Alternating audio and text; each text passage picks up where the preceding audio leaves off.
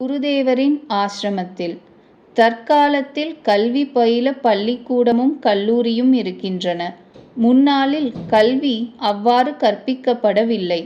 அந்தண அரச வணிக இனச் சிறுவர்கள் 5 வயது முதல் 12 வயது வரை உபநயனம் ஆன பிறகு குருதேவருடைய ஆசிரமத்திற்குச் சென்று கல்வி கற்று வந்தனர். ரிஷிகளுடைய ஆசிரமங்கள் நகரத்திலிருந்து தள்ளி காட்டில் இருந்து வந்தன. மன்னனுடைய மகனானாலும் ஏழையினுடைய மகனானாலும் அங்கு எல்லோரும் சமமாக இருக்க வேண்டி இருந்தது. குருதேவருக்கு பணிவிடை செய்ய வேண்டும். குரு யாரை எதற்கு தகுதி உடையவனாக கருதுவாரோ அவனுக்கு அத்தகைய கல்வியை அளித்து வந்தார். ஸ்ரீ பலராமனுக்கும் ஸ்ரீ கிருஷ்ணனுக்கும் உபநயனம் ஆயிற்று. அந்த சகோதரர்கள் இருவரும் பிரம்மச்சாரி வேஷத்தில் இடுப்பில் முஞ்சிக் கயிற்றினால் ஆன கௌபீனம் கட்டிக்கொண்டு பக்கத்தில் மான் தோலையும் கையில் பலாச தண்டத்தையும் எடுத்துக்கொண்டு தற்பொழுது உஜ்ஜயினி என்று அழைக்கப்படும் அவந்திகாபுரிக்கு அருகே சாந்தீபனி முனிவரின் ஆசிரமத்திற்கு படிப்பதற்காக சென்றனர். சாந்தீபனி முனிவரின் பிறந்த பூமி காசி ஆயினும் அவர் அவந்திகாபுரத்தினருகே ஆசிரமம் அமைத்து கொண்டு வசித்து வந்தார். வெகு தூரத்திலிருந்தும் மாணவர்கள் அங்கு கல்வி பயில வருவது வழக்கம். பிரம்மச்சாரி மாணவன் விடியற்காலை 4 மணிக்கு எழுந்து பிரம்ம முகூர்த்தத்திலேயே குளித்துவிட வேண்டும். காலை கடன்களை முடித்துக்கொண்டு நீராடி சந்தியா தர்ப்பணம் ஹோமம் ஆகியவற்றை செய்ய வேண்டும்.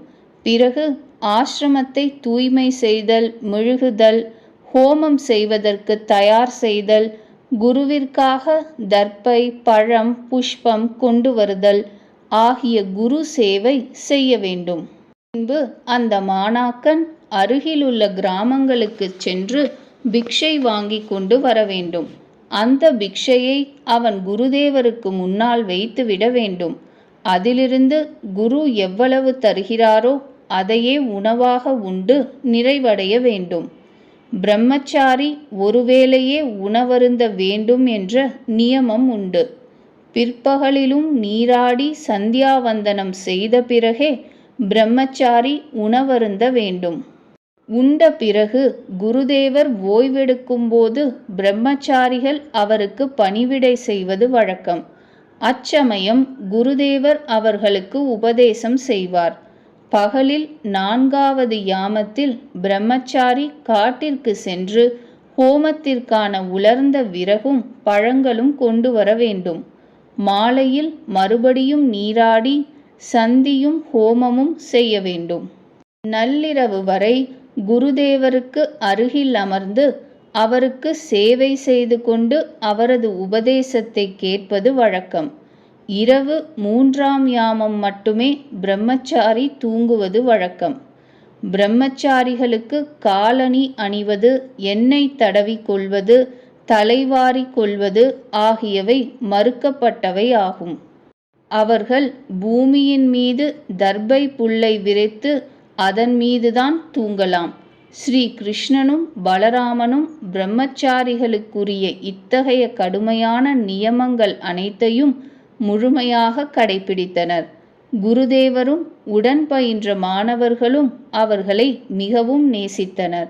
ஸ்ரீ கிருஷ்ணச்சந்திரனுடன் சுதாமா எனும் பெயருடைய அந்தணச் சிறுவர் ஒருவர் படித்து வந்தார்.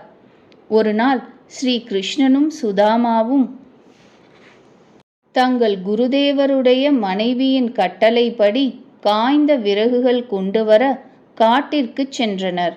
மாலை புயல் வீசியது. பலத்த மழை பெய்யத் தொடங்கிவிட்டது. இருளாகிய பின் இருவரும் பாதையை மறந்துவிட்டனர். ஒரு மரத்தின் கீழே இரவு முழுவதும் உட்கார்ந்திருந்தனர். பொழுது விடிந்ததும் குருதேவர் அவர்களை தேடிக்கொண்டு காட்டிற்கு வந்தார். தனது சிஷ்யர்களின் குரு பக்தியினால் மகிழ்ச்சியடைந்த குருதேவர் அவர்களது கல்வி பரலோகம் சென்றாலும் மறக்காது என்று ஆசிர்வதித்தார். ஸ்ரீ கிருஷ்ணனும் பலராமனும் ஞான வடிவமானவர்கள்.